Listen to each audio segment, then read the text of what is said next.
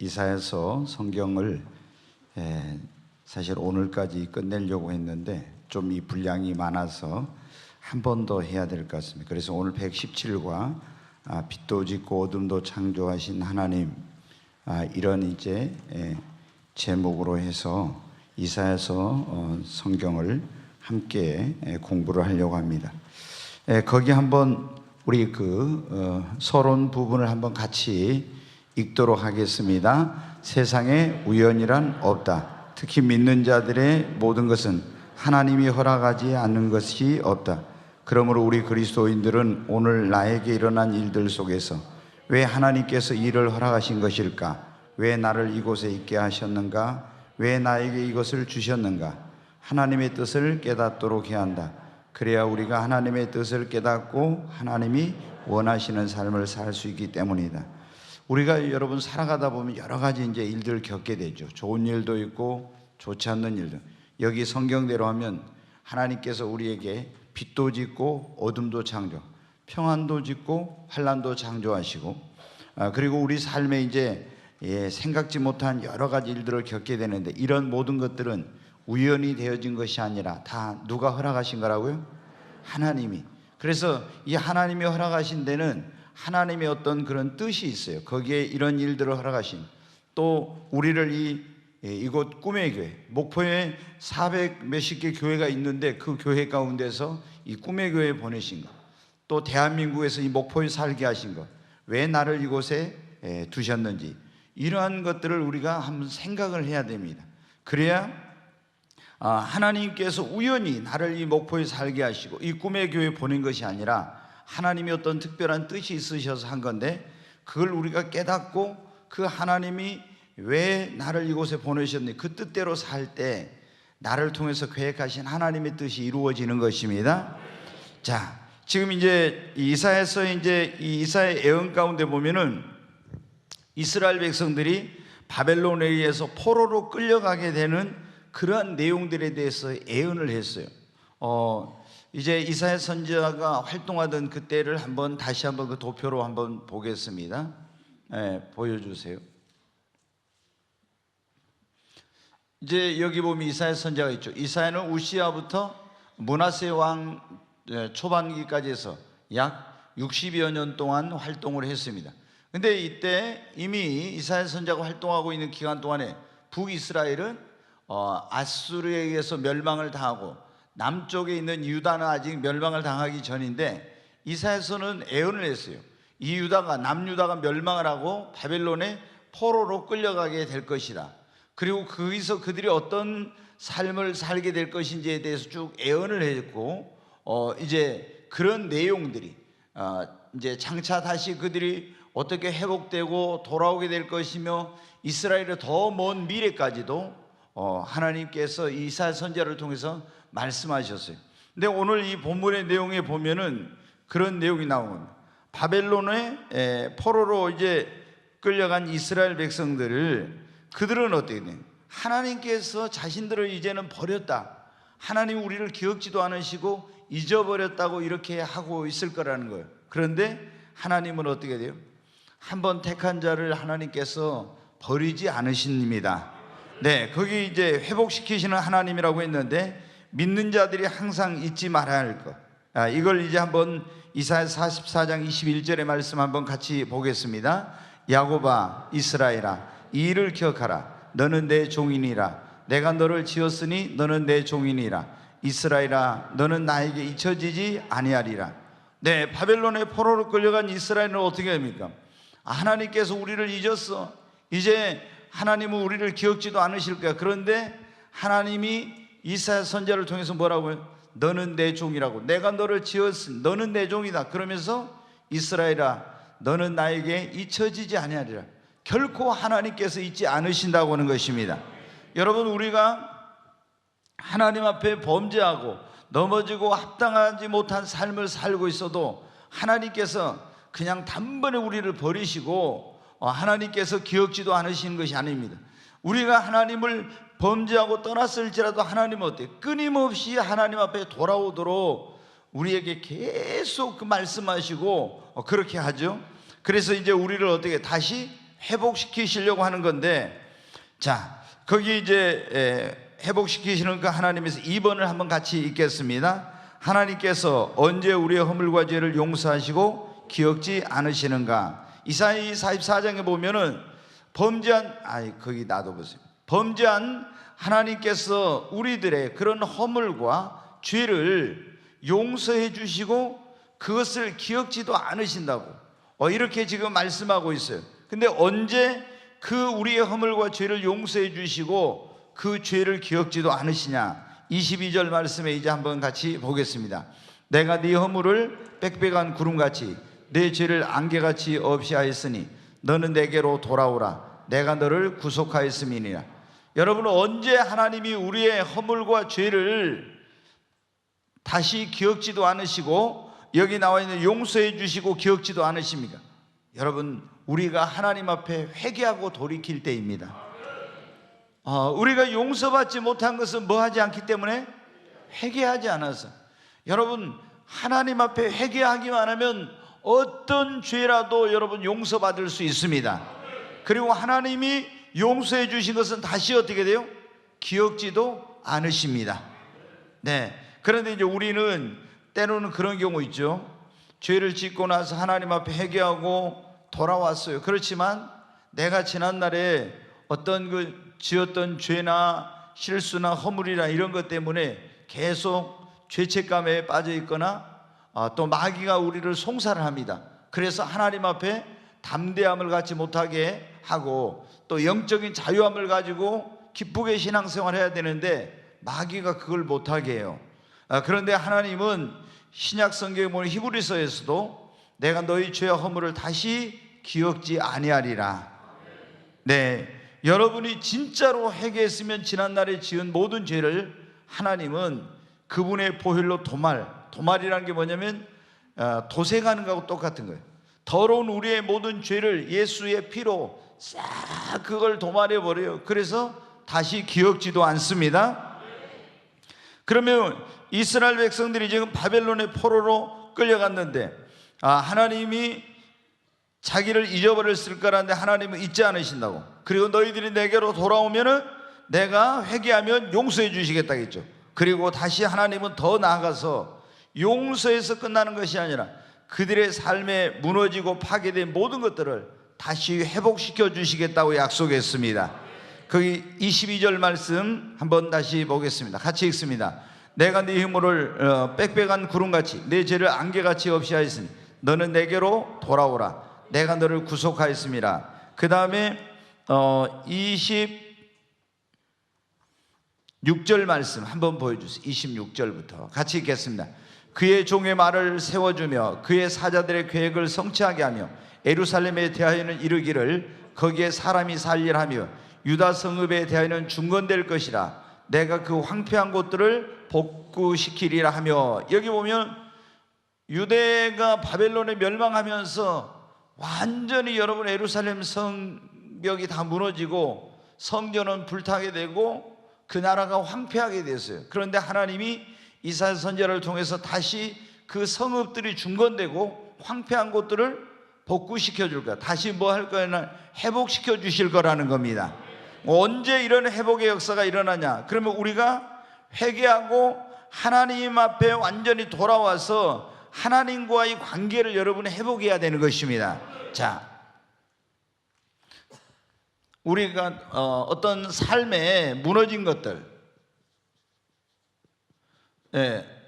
무너진 것 또는 이제 파괴된 것, 이런 여러 가지 것들이 병든 것, 등등 이런 것들이 회복이 되려면은 먼저 우리가 제일 중요한 게 뭐가 회복이 돼야 됩니까? 여러분, 하나님과 우리의 관계가 회복이 돼야 됩니다. 그러잖아요. 하나님이 회복시켜 주시려고 해도 하나님과의 관계가 회복이 안 되면 회복이 안 돼요. 그리고 그 다음에 뭐를 회복해야 돼요? 신앙을 회복해야 돼요. 예배를 회복해야 됩니다. 이런 것들이 하나님과의 관계 회복, 예배 회복, 신앙 회복, 교회 생활 회복, 이게 회복이 돼야 내 삶에 여러분 어떻게 돼요? 하나님께서 회복시켜 주시리라는 그런 모든 것들이, 무너진 것들, 파괴된 것, 병든 것들이 다시 회복되는 역사가 일어나는 거예요. 지금 여러분 우리가 코로나를 지나면서 너무나 많은 성도들이 삶이 무너져 내리고 있죠.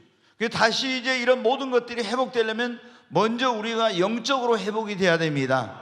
영적인 회복이라는 하나님과의 관계의 회복이며 신앙의 회복이며 그리고 기도 회복, 교회 생활의 회복, 이러한 것들이 회복이 돼야 내 삶의 모든 영역이 회복되는 것입니다. 그러니까 많은 사람들이 이런 어떤 우선순위가 내가 하나님과의 관계와 신앙생활과 이런 것들이 회복이 돼야 내 삶에 무너지고 파괴된 것들이 회복되는데, 이건 안 하고 그걸 이제 우선순위를 따르지 않고 이걸 회복하려면 회복이 안 되는 것입니다. 그래서 지금 이스라엘 백성들에게 다시 하나님께서 너희를 회복시켜 줄 것이다. 근데 하나님의 품으로 돌아와라 회개하고, 그리고 영적으로 회복을 하라는 겁니다. 하나님과의 관계, 예배, 믿음, 교회 생활 이런 것을 먼저 회복을 하라. 그러면은 하나님께서 너희의 그런 파괴된 것들을 다시 회복시켜 주시고 또 복구시켜 주시고 중건해 주시리라고 말씀하고 있습니다. 오늘 우리의 삶에도 이 원리는 똑같습니다. 자, 우리가 누가복음 15장에도 보면 그 있잖아요. 둘째 아들이 아버지 집을 떠나서 그 삶이 완전히 무너졌죠. 허랑방탕한 삶을 살고. 그런데 그 아들이 삶이 회복되려면 먼저 어디로 돌아와야 돼요? 아버지 집으로 돌아와서 아버지와의 관계를 회복하는 게 중요하죠. 오늘 우리로 이걸 말하면 그 아버지 집은 교회고, 먼 나라로 간 것은 세상으로 간 거예요. 신앙생활 하던 사람이. 그런데 거기에서 완전히 이제 인생이 무너져 내리고 실패하게 됐잖아요. 다시 아버지 품으로 돌아오고, 그리고 아버지 집으로 돌아와서 관계를 회복하니까 그가 잃어버렸던 모든 것들을 다시 회복하는 역사가 일어났습니다. 네, 자 2번 한번 보겠습니다. 하나님은 어떤 사람에게 권세와 능력과 물질을 주시는가? 이게 이제 여기 나와요. 자, 이사야서 45장 1절로 3절의 말씀 한번 같이 읽겠습니다. 여호와께서 그의 기름 부음을 받은 고레스에게 이같이 말씀하시되, 내가 그의 오른손을 붙들고 그 앞에 열국을 항복하게 하며 내가 왕들의 허리를 풀어 그 앞에 문들을 열고 성문들이 닫히지 못하게 하리라. 네, 여기 보니까 이제 하나님께서 그의 기름 부음을 받은 고레스가 누구냐면은 바사 왕이에요. 우리가 이제 이 바사라는 나라는 이제 세상의 말로 하면은 뭐예요? 페르시아예요. 페르시아 제국을 건설한, 원래 이 고레스는 조그마한 그런 아주 작은 나라의 그런 역사적인 자료에 보면 왕이었어요. 그런데 이 사람이 그 주변에 있는 리디아라든가 바벨론이라든가 아시리아라든가 이런 모든 나라들을 다 점령하고 페르시아 제국을, 거대한 제국을 이제 세우게 된 그런 사람입니다.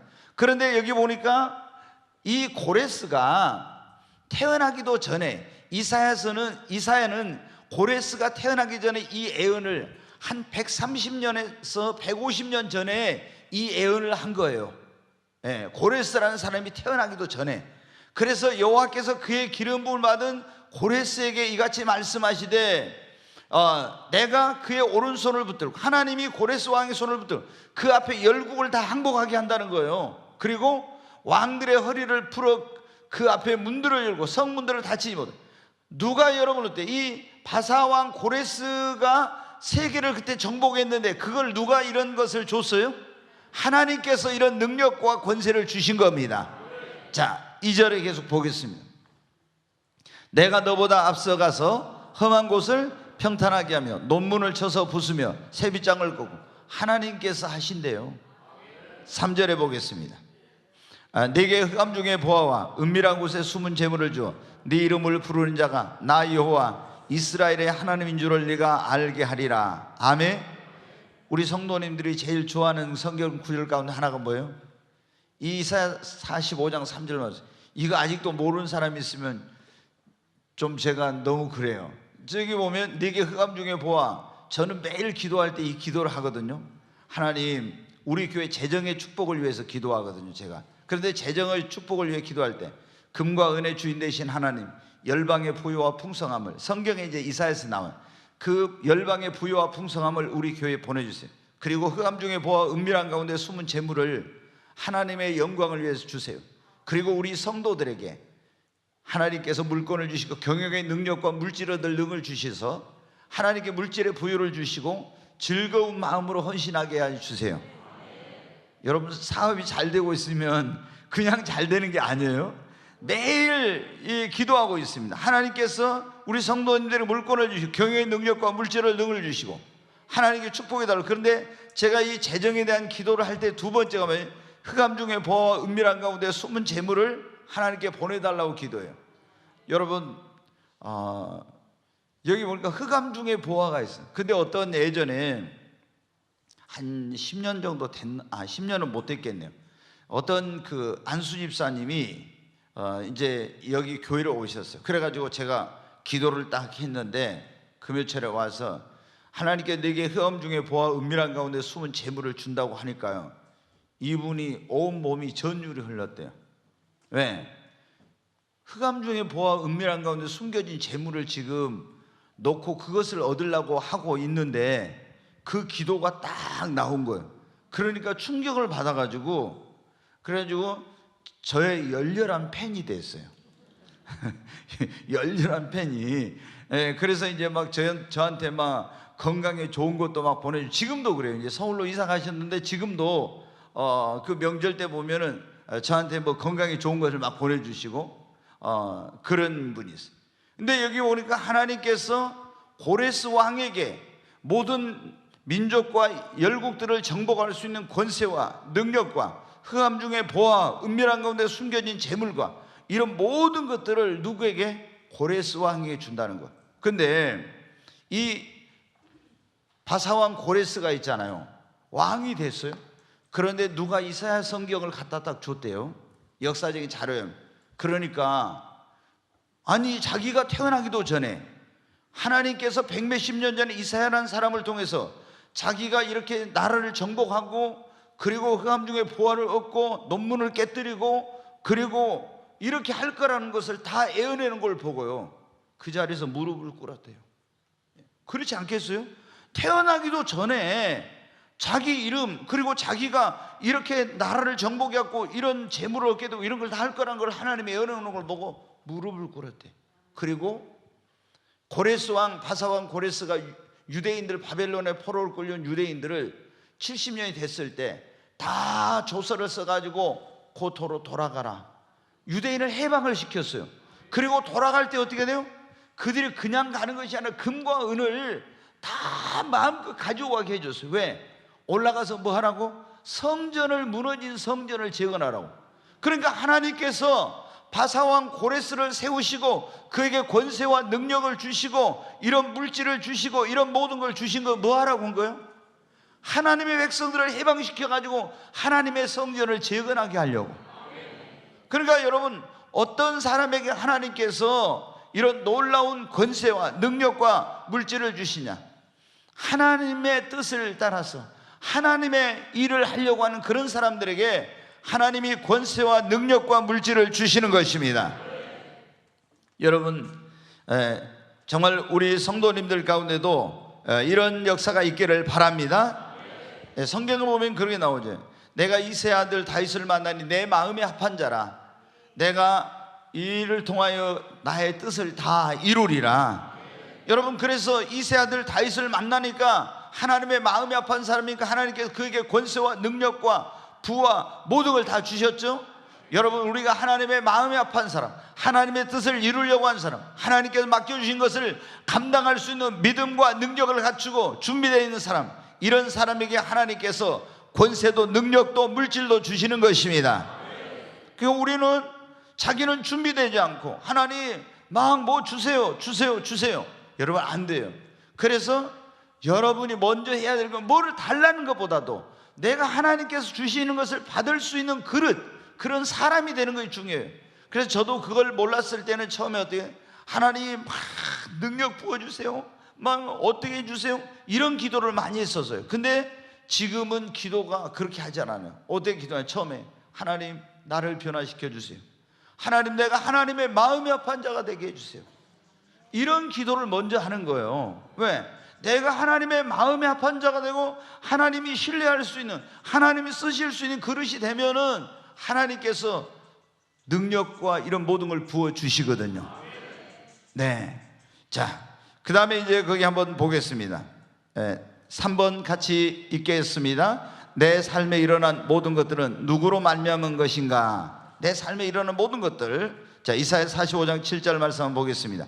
나는 빛도 짓고 어둠도 창조하며 나는 평안도 짓고 환난도 창조하나니 나는 여호와라 이 모든 일들을 행하는 자니라 하였노라. 여기 보니까 빛도, 내 인생의 어떤 밝은, 내 인생의 어두운 것도, 나에게 평안도 환난도 다 누구로 말미암아요? 하나님으로 말미암아. 아멘. 예, 이 모든 것을 행하시는 분이 하나님이십니다. 그러면은 여러분, 지금 여러분의 삶에 일어난 모든 것이 하나님으로 말미암아 된 것인 걸 믿습니까? 좋은 것도 안 좋은 것도. 그러면은 우리가 이런 걸 생각해야 돼.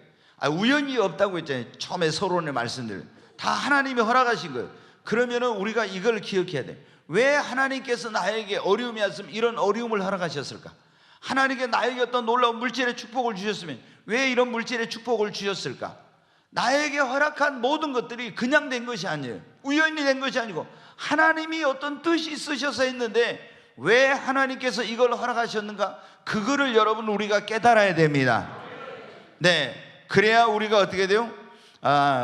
이제 어떤 경우 그러죠. 나에게 만약에 좀 힘든 일이 있었다고 해봐요. 그러면은 힘든 일이 있을 때 우리가 이런 걸 이제 생각해. 이게 나에게 믿음의 연단인가? 하나님께서 우리를 믿음의 사람으로 믿음을 성장시킬 때 어떻게 돼요? 자, 그냥 되는 것이 아니에요. 믿음은 첫째 우리가 믿음이 성장하는 믿음은 뭐를요? 믿음은 들음에서. 네. 그러니까 믿음의 말씀을 들어야 돼. 믿음의 말씀. 그러니까 믿음의 말씀이 아닌 불신앙의 말을 들으면은 믿음이 안 생기고 믿음이 없어져요. 그러니까 우리가 어떤 사람을 가까이 하는 게 중요한 거예요. 맨날 만나면 불신앙적인 말하고 부정적인 말하고 이런 사람 가까이 하면은 여러분이 있던 믿음마저 다 까먹어요. 그러니까 우리가 믿음은 들음에서, 들으면 그리스도의 말씀, 믿음의 말씀을 들어야 되는 거예요. 그 다음에 우리가 믿음이 성장하려면 어떻게 해야 되겠습니까? 예? 뭐라고요? 기도해야 된다. 믿음이 성장하려면 예? 이게 뭐 말씀 했잖아요. 믿음의 말씀. 그 다음에 어때요? 믿음의 집을 가까이 해야 돼. 이게 뭐예요? 교회. 예, 믿음의 집을 가까이 해야 돼. 그 다음에 우리가 봉사도 하고 있잖아요. 섬기고 이런 것들, 전도도 하고 이런 것을 해야 돼. 그래야 어떻게 돼요? 믿음이 성장해요. 그냥 주일날 나와서 예배만 드리고 가잖아요. 그 믿음이 성장이 잘 안 돼. 그 다음에 이제 내가 믿음으로 살려고 어떻게 돼요? 노력을 해야 돼. 믿음으로 살려고 계속 믿음으로 살려고 하면 믿음이 자라고, 그리고 믿음의 성장을 위해서 애를 쓰는 겁니다. 믿음의 성장을 위해서. 그리고 우리가 중요한 것이 뭐냐면 하나님 나에게 믿음을 더해 달라고, 믿음의 은사를 달라고 여러분 기도해야 됩니다. 그런데 하나님께서 우리의 믿음을 성장시키는 방법 가운데 하나가 뭐냐면 믿음의 훈련과 연단을 하는 거예요. 믿음, 그러니까 이스라엘 백성들을 여러분 보세요. 하나님께서 광야로 인도해 갔죠. 그러면 그 광야에서 물도 없고 양식도 없고 길도 없고 이런 곳에서 누구만을 의지해야 돼요? 하나님만 의지해야 돼요. 그러면서 믿음으로 사는 법을 배우면서 믿음이 성장해 가는 거죠. 하나님이 우리를 믿음의 사람으로 변화시키고 우리 믿음을 성장시킬 때 이런 극한 상황이나 어려움이나 이런 걸 통해서 더 주님만 바라보고 더 주님만 의지하게 하고 이렇게 하면서 우리의 믿음을 성장시키는 것입니다. 그러니까 나에게 어떤 어려움이 왔을 때 이것이 하나님이 나의 믿음을 성장시키기가 믿음의 연단 과정인가, 아니면 나를 더 귀하게 쓰시려고 훈련하는, 나를 깨뜨리고 변화시키는 이런 훈련의 과정인가, 아니면 하나님의 어떤 징계인가, 아니면 나의 믿음에 대한 시험인가, 이런 여러 가지 것들을 생각해 봐야 되는 거예요. 그런데 우리는 어떤 어려움 당하면 있죠. 나에게 문제가 생기면 무조건 그런 건 생각하지 않고 어떻게 돼요? 하나님 빨리 이 문제 해결해 주세요, 빨리 여기서 벗어나게 해주세요, 구원해 주세요, 이것만 하는 거예요. 그러면은 그게 어떻게 돼요? 시간이 점점 더 길어지는 거예요. 우리가 여러분, 그래서 모든 나의 삶에 일어난 일은 우연이 아니라 하나님께서 어떤 뜻이 있으셔서 허락한 것입니다. 그러니까 하나님 왜 이를 허락하셨습니까? 여기에 하나님께서 나에게 가르치시고자 하는 것이 무엇입니까? 깨닫게 해주세요. 이렇게 해야 됩니다. 자, 4번 한번 같이 보겠습니다. 우리가 장래일을 알려면 어떻게 하는가, 이런 내용인데 45장 11절 말씀 한번 보겠습니다. 같이 읽습니다. 이스라엘을 거룩하신 이 곧 이스라엘을 지으신 여호와께서 이같이 이르시되 너희가 장래일을 내게 물으며 내 아들들과 내 손으로 한 일에 대하여 내게 명령하네. 원래 이게 조금 번역이 좀 그래요. 너희가 이같이 이르시되 너희 장래일을 내게 물으면, 원래 너희가 장래일을 물으면, 너희 장래일을 내게 물으면, 또 내 아들들의 일과 내 손으로 한 일에 대하여 내게 부탁하라. 원래 이렇게 돼 있어요. 근데 좀 이게 번역이 조금 문제가 있어요. 개역 성경은 그렇게 돼 있는데 지금 개역 개정판. 그러니까 여기 보니까 너희가 장래일을 내게 뭐 하라겠어요? 물으라 그랬죠. 그래서 여기에 이제 힌트가 있습니다. 우리가 여러분 장래일을 알려면 어떻게 해야 되는가, 제가 여기 제목을 그렇게 붙여놨는데, 우리가 장래를 아는 게 좋아요, 모르는 게 좋아요? 알아야죠. 그 알아야 우리가 뭘 할 수 있어요? 준비를 할 수가 있으니까. 그렇잖아요? 네. 근데 하나님은 장래일을 우리에게 가르쳐 주시는 그런 하나님이세요. 그런데 하나님께서 우리가 장래일을 알고 싶으면 장래일을 내게 뭐 하라겠어요? 물으라겠어요. 아멘.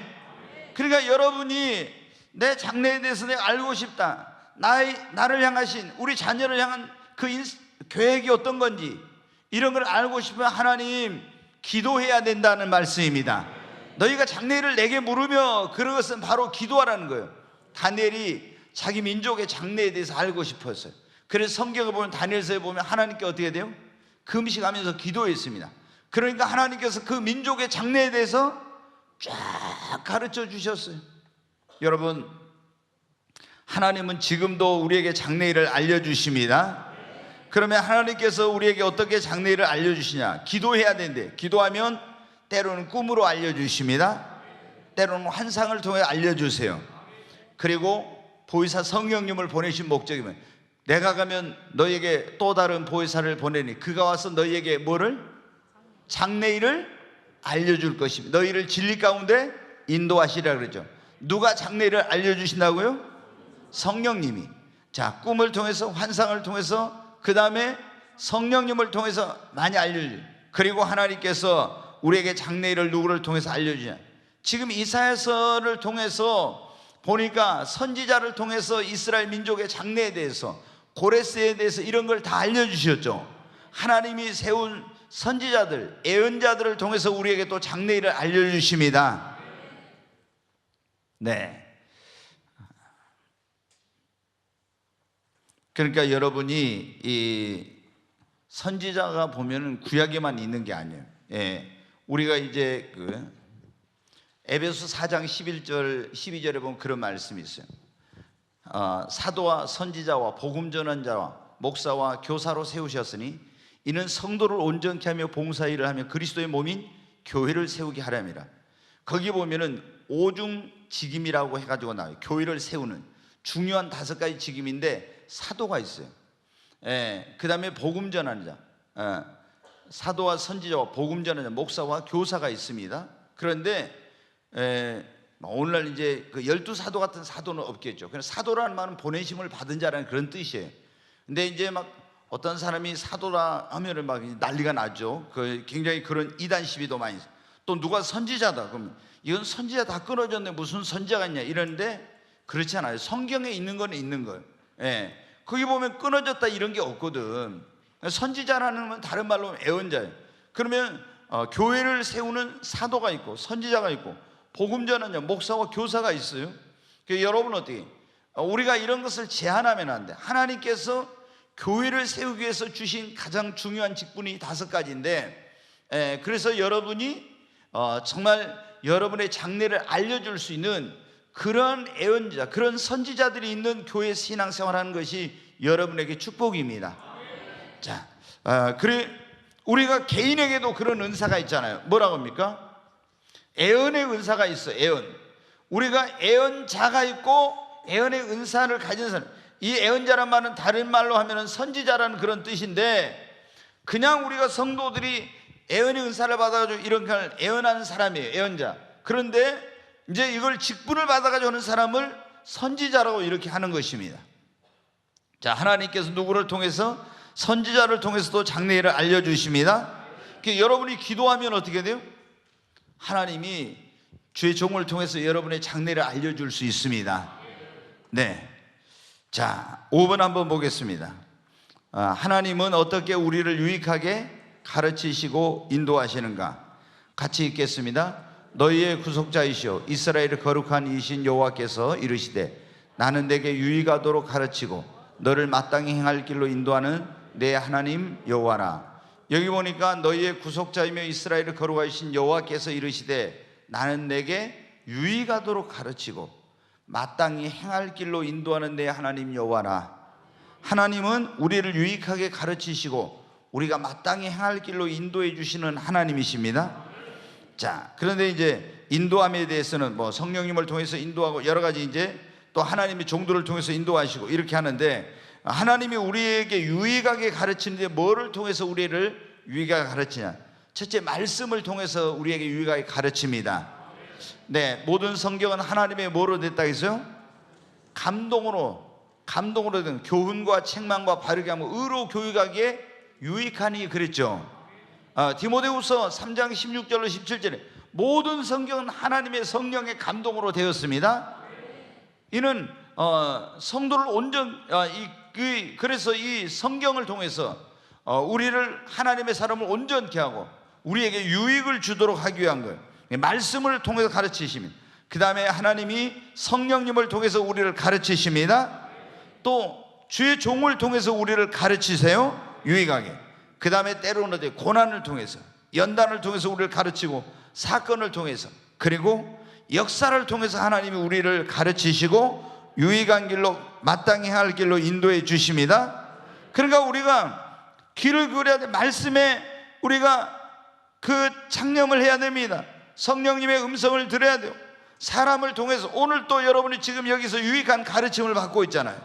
또 때로는 하나님이 고난 연단을 통해서 우리를 가르치시고, 어떤 사건을 통해서, 그리고 역사를 통해서. 제가 늘 여러분에게 말씀드리지만은 미련한 사람은 경험을 통해서 배우고 지혜로운 사람은 역사를 통해서 배운다고. 역사를 알면 미래가 보인다, 그런 말이 있어요. 그러니까 뭐냐면은 이 역사 속에서 오늘 우리가 행하고 있는, 부딪히고 있는, 살아가는데 겪는 이런 일들이 많이 일어난 거예요. 그러면 내가 역사를 알면 어떻게 돼요? 나의 삶에 그런 일이 일어났을 때 그걸 어떻게 대처하고 어떻게 이렇게 해야 될지 알게 되죠. 근데 그거를 모르는 사람, 역사 속에서 있었던 이런 걸 모르는 사람들은 엉뚱한 그런 일을 하게 되는 거예요. 그래서 엄청난 시행착오를 하게 되고 불필요한 고통과 어려움을 당하게 되는 것입니다. 그래서 우리 이 부모님들, 여기 젊은 부모님들은 자녀들을 키울 때, 지금은 너무 역사책이 재밌게 나왔어요. 막 세계사 만화로 해가지고 막 너무나 시간 가는 줄 모르게 재밌게 나왔잖아요. 그런 책을 아이들에게 읽히고, 그리고 이제 특히 젊은 우리 부들은 뭐냐면 아이들에게 인물들의 생애나 전기, 이런 것을 많이 읽혀야 돼요. 그러면은 거기서 굉장히 아이들이 도전도 받고 꿈을 갖게 되고 그런 어떤 굉장한 유익을 얻게 되거든요. 그런데 이런 걸 안 읽으면, 그러니까 여러분은 어떻게 돼요? 우리가 위대한 사람들을, 그런 사람들을 만날 수 있는 방법이 없잖아요. 그런데 위대한 사람들을 어떻게 만날 수 있는 방법이 어떤 게 있냐면 책을 통해서 그 유명한, 우리가 여러분 기독교의 유명한 그런 사람들, 역사 속에서 유명했던 그런 한 시대를 이렇게 크게 쓰임받고 이랬던 사람들을 어떻게 만날 수 있습니까? 지금은 만날 수 없잖아요. 책을 통해서 만날 수 있어요. 그래서 그 사람들의 그런 영향을 받아요. 저도 이제 어떤 분이 저한테 물어보더라고요. 언제 이제 보니까 목사님 부부가 우리 교회 왔어요. 그래서 주일날 예배를 드리고 이제 카페에서 이제 여기 식사하고 나서 이제 뭐 이것저것 막 물어보더라고요. 그러다가 저한테 그렇게 물어보는 거예요. 목사님은 누가 멘토였냐고 이렇게 물어보는 거예요. 누가 멘토였냐고. 근데 제가 그랬어요. 나는 책이 나의 멘토였다고. 저를 이렇게 이끌어줄 그런 사람을 제가 그때 만나지 못했었어요. 이 성령론 때문에 굉장히 제가 원래 있던 교회에서 어려움을 겪고 나와가지고 어디 갈 데가 없는 거예요. 그래서 오직 어떻게 돼요? 기독교 2000년 역사에 그 유명한 시대마다 하나님 쓰셨던 이런 사람들의 그런 발자취와 생애를 읽고 거기서 기독교 고전을 읽고 이러면서 교회 역사를 연구하고 이러면서 어때요? 내가 나아갈 길을 하나님께서 보여주시고 그거를 나에게 깨닫게 해주셨어요. 그래서 책이 어떻게 돼요? 나에게 멘토 같은 그런 역할을 해준 거예요. 그래서 저희 집사람은 그래요. 당신이 조용기 목사님 밑에 갔으면 참 좋았을 건데 나한테 그래요. 왜? 조용기 목사님 지론이 그거는 왕대밭에 왕대 난다고. 그래서 조용기 목사님 그 제자들이 다 이 교회를 크게 부흥시키고 다 굉장히 크게 쓰임 받아요. 대부분 다. 뭐 어느 지역에 그 보면 조용기 목사님 제자가 그게 제일 큰 교회 거의 다 그랬어요. 그래서 우리 집사람이 왕대밭에 왕대 난다 했는데 조용기 목사님 밑에 가서 당신이 배웠으면 좀 더 그런 뭐 영향을 받지 않았을까 이런 얘기를 하는데 이제 뭐 조용기 목사님 계시도 안 하는데 근데 제가 조용기 목사님 책은 많이 읽었어요. 왜? 제가 이제 교회 성장인데 공부하면서 기독교 2000년 역사에 여의도 순복음교회가 가장 큰 교회로 그런 부흥하고 성장한 교회잖아요. 최적이 뭐 83만 명 이렇게까지 됐었으니까. 그래서 이 교회의 성장의 비결이 뭐지? 조용기 목사님의 리더십, 카리스마, 은사, 설교, 그리고 그런 어떤 교회의 어떤 조직과 행정과 이런 것들은 어떻게 한 건가? 어떤 것이 이분의 그런 어떤 이런 뛰어난 영성과 이런 모든 것들의 근원이 되나? 이런 것에 대해서 이제 공부를 막 한 거죠. 그런데 이제 뭐 이렇게 직접적으로 조용기 목사님한테 뭐 그때 신일수 목사님 어때? 그 어머니가 대단한 것 같아요. 그랬잖아요. 조용기 목사님 딱 거기 설교 마치고 나오는데 2번이나 손잡고 끌고 가서 목사님 그 가는 길에서 해갖고 우리 아들 기도해 주라고. 이야, 이런 어머니가 있다는 게 정말 보통 아니에요. 그러잖아요. 그러니까 그 목사님이 그렇게 쓰임을 받는 거예요, 진짜. 아멘. 오늘 여기 계신 우리 어머니들도 그런 열정 있는 어머니가 되시기 바랍니다. 자, 뒤로 이제 넘겨서 보겠습니다. 자, 6번 한번 같이 읽겠습니다. 하나님은 나를 버리셨다고 하는 택한 사람들에게 하신 말씀은 왜 이제 이 말씀을 하시게 됐냐면은 바벨론의 포로로 범죄했잖아요. 우상 숭배하고 죄짓고 이렇게 하다가 바벨론 나라에 의해서 멸망해 포로로 끌려갔잖아요. 그러니까 이스라엘 백성들 마음속에 어떤 생각이 있겠어요? 우리는 하나님께 버림받았다. 늘 이런 마음이 있는 거예요. 그렇지 않겠어요? 여러분이 하나님 앞에 잘못 살았는데 엄청난 막 환난과 고통과 어려움을 당했어. 그러면 하나님이 나를 아마 버리셨을 거야. 이런 마음을 가질 수가 있어요. 그러니까 이스라엘 백성들 마음속에 바로 그런 마음이 있었던 거예요.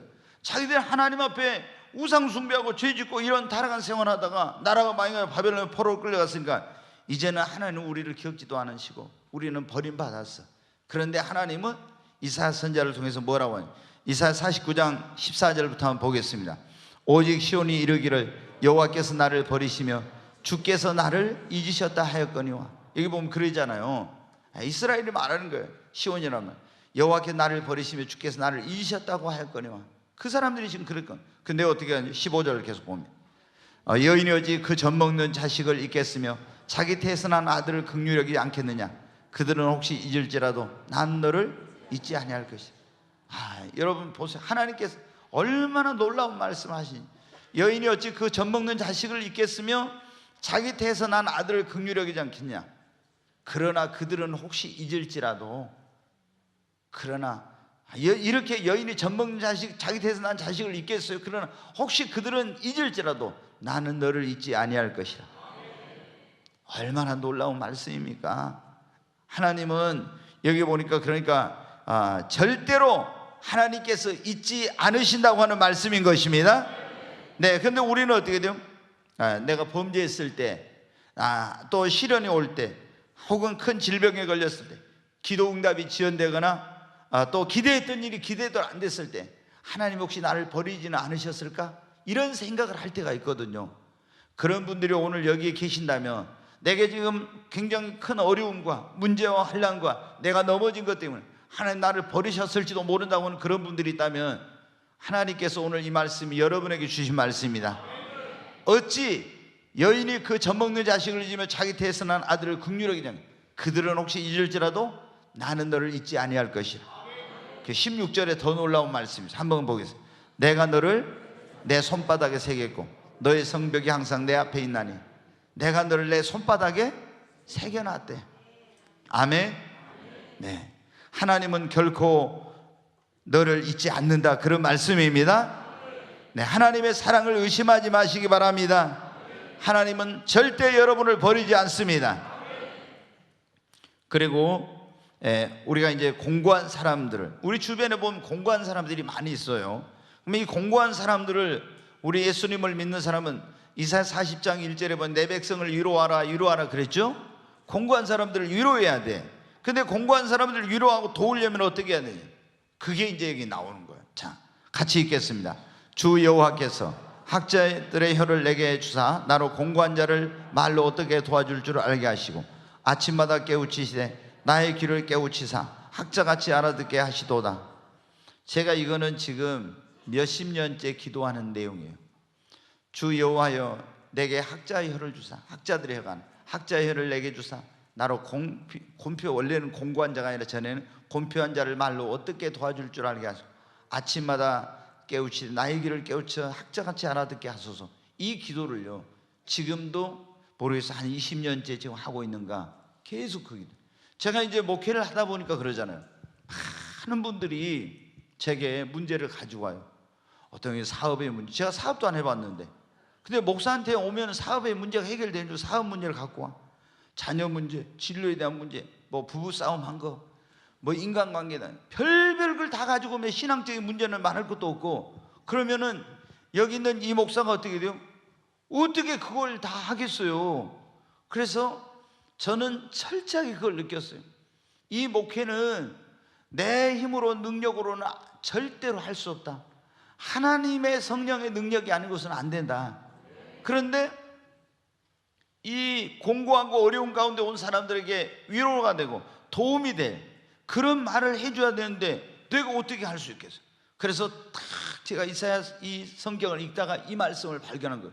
보니까 주 여호와의 학자의 혀를 내게 주사 나로 곤표한 자를 어떻게 도와줄 줄 알게 하시고 아침마다 나를 깨우시되 나의 귀를 열어 학자같이 알아듣게 하옵소서. 이 말씀이 딱 있는 거.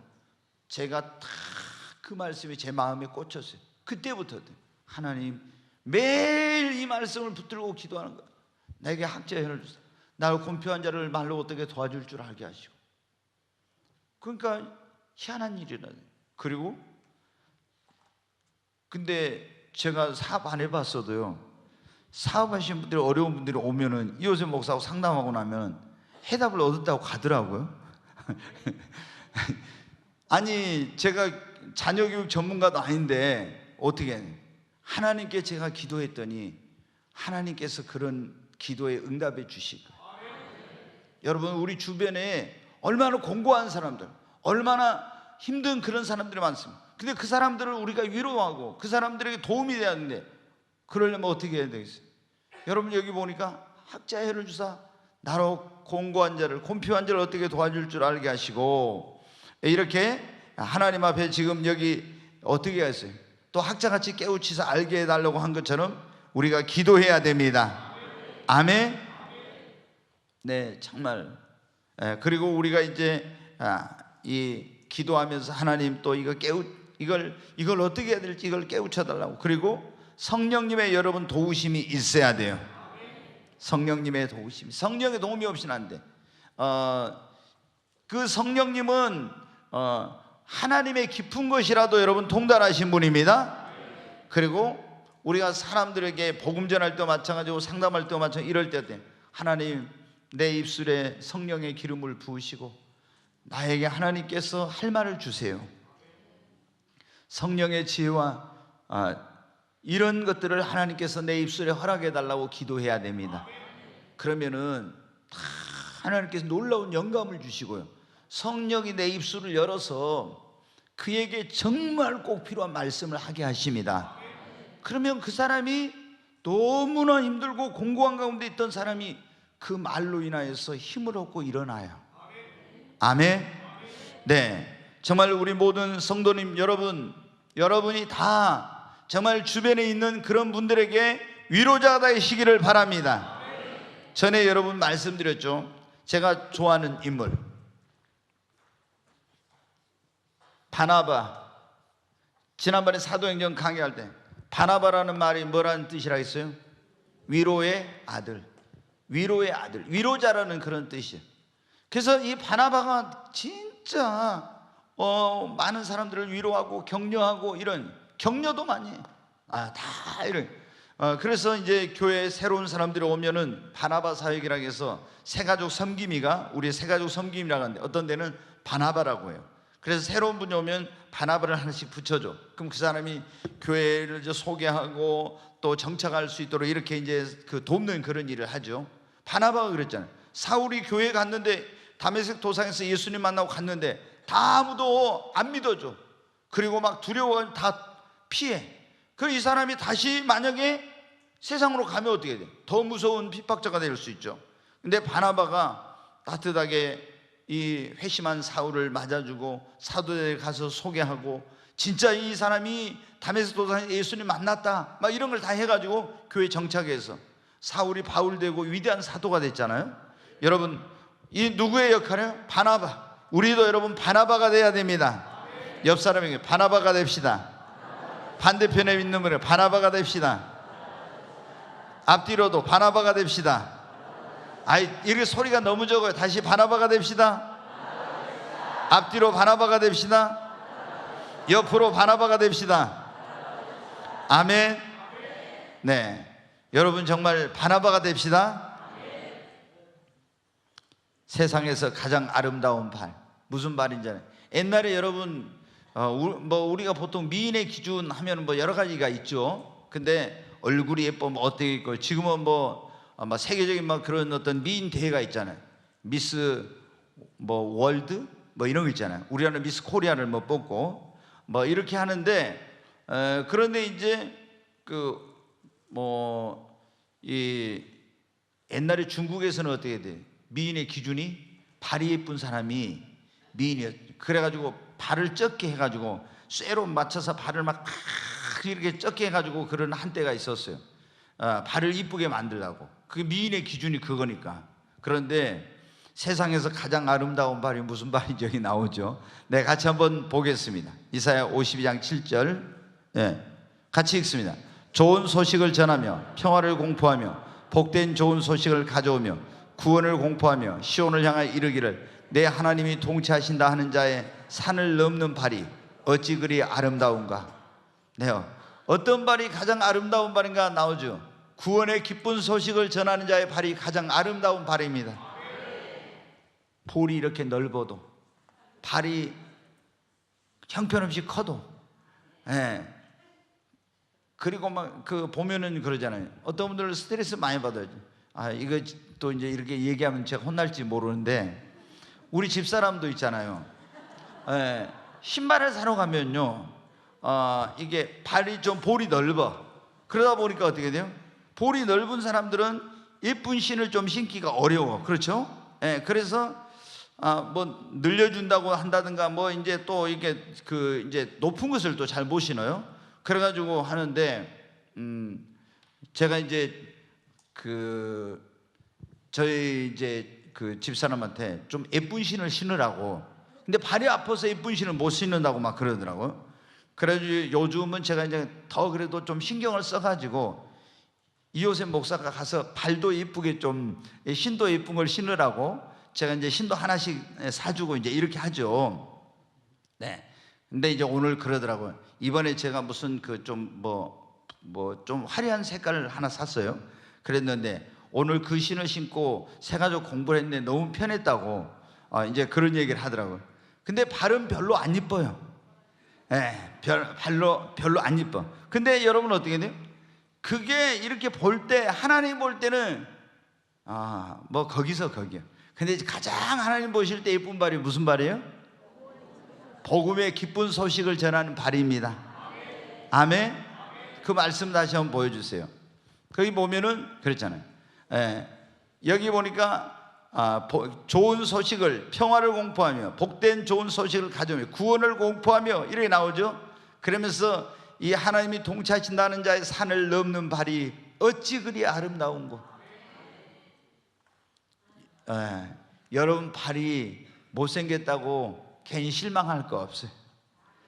복음을 전하는 발이 제일 아름다운 발입니다. 아멘. 자, 얼른 이제 그게 하나 하고 너무 빨리 끝내겠습니다.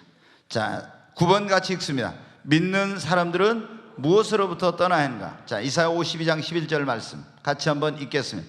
너희는 떠날지어다 떠날지어다 거기서 나오고 부정한 것을 만지지 말지어다 그 가운데서 나올지어다 여호와의 기구를 매는 자들이여 스스로 정결하게 할지어다.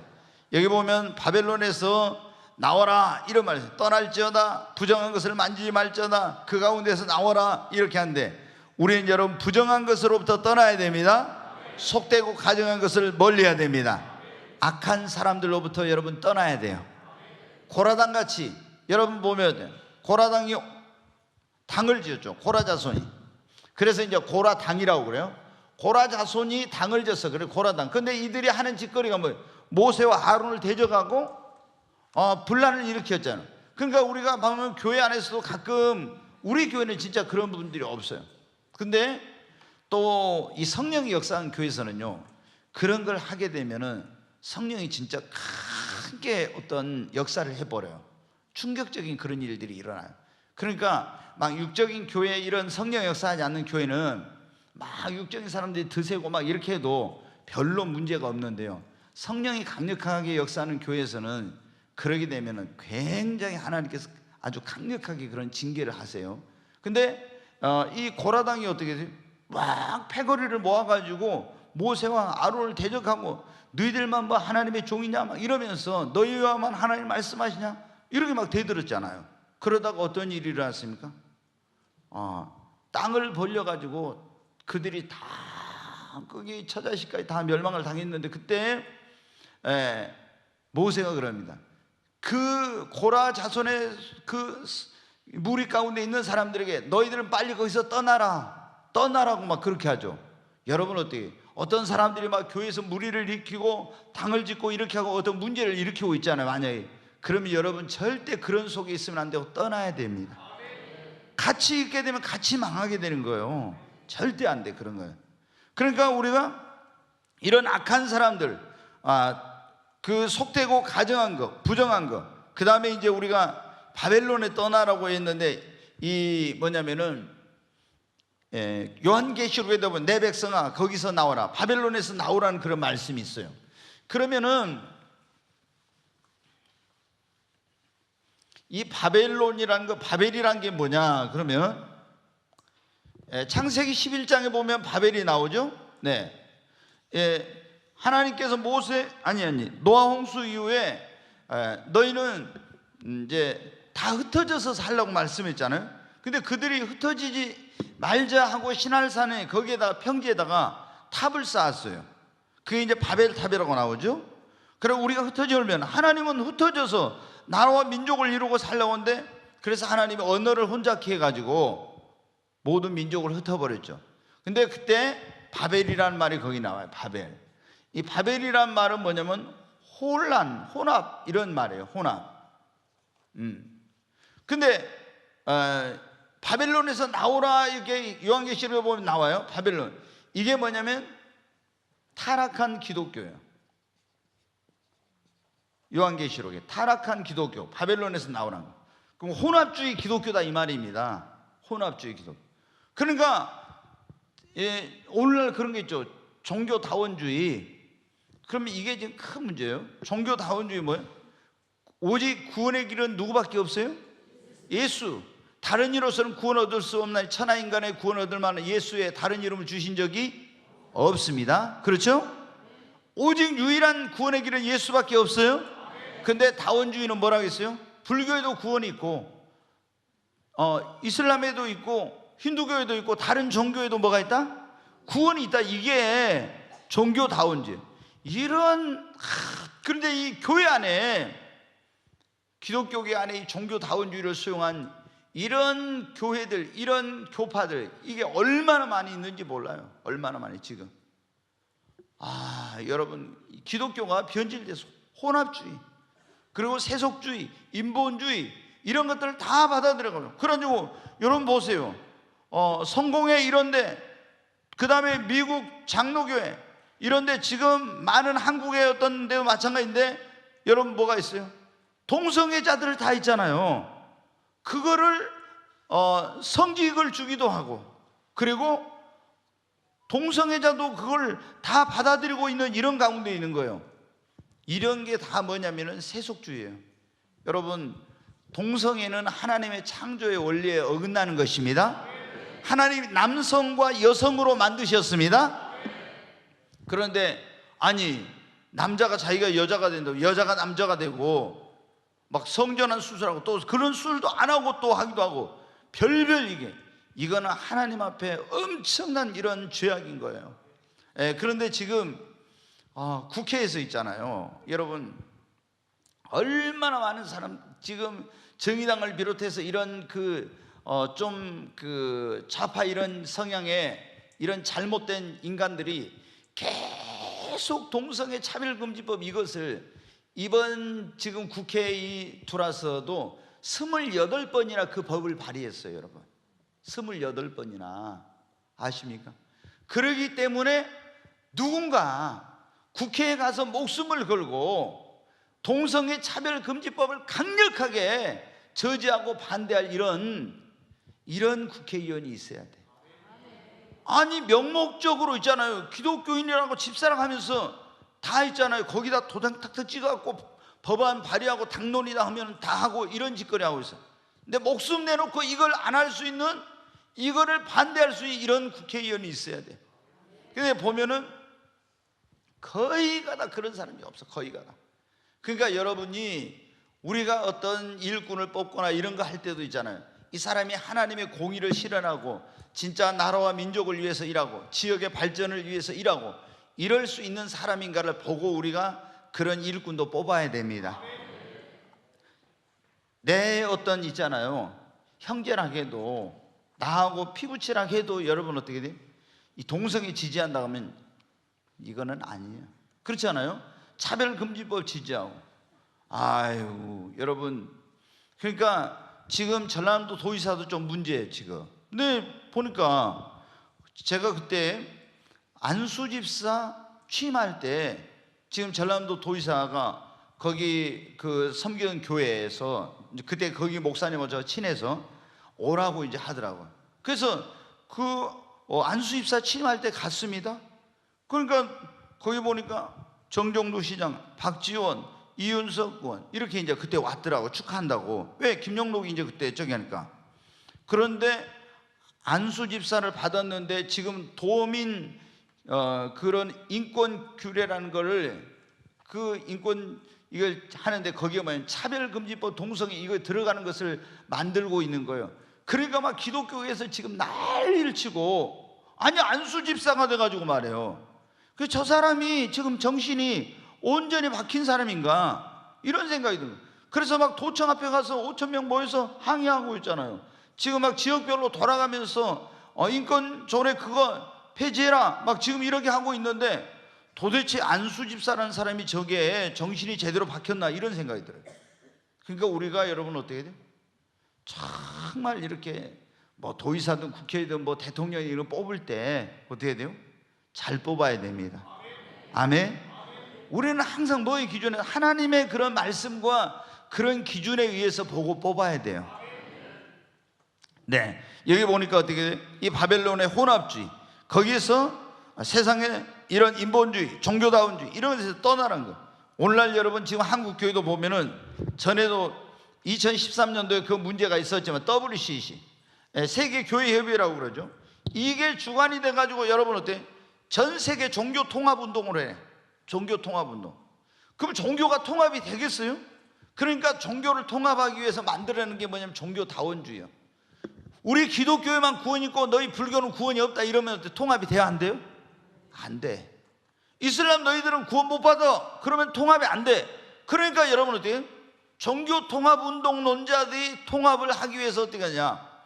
기독교에도 예수 믿으면 구원받고, 불교에도 구원 있고, 이슬람에도 구원 있고, 가톨릭에도 구원 있고, 다 모든 종교에 다 구원의 길이 있다. 이렇게 한 거예요. 뭘 하기 위해서? 종교를 통합해 가지고 세계 정부를 만들려고 하는 이런 전략 때문에 그렇게 한 거예요.